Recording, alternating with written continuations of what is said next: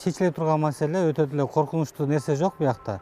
Болгондо ошо Лондонский ассоциация биржа жанагы Good Delivery деген сертификатты алып коюп атат. Good Delivery деген баягы алтын мисалы слиток болсо ошо Good Delivery жасалып, ошонун маркасы коюп, бул кандайдыр бир гарантия берилчү да. Таза, там баары соответствует деп, анан баягы дүйнөлүк рынокто оңой олтоң сатканга туура келчү да сырьёну. Мүмкүнчүлүк бар эле. Ошол мүмкүнчүлүктү гана алып коюп атат да.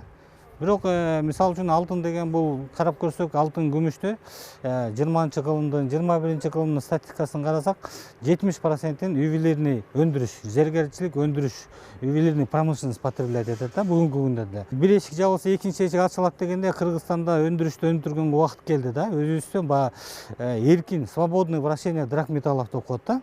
Эми эркин жүгүрүшүн, свободно жүрүш үчүн мыйзамдарды кабыл алып, көбүнчө ошо ювелирный промышленностька көңүл буруш керек. Зергерлер өзүлөрү сатып алсын.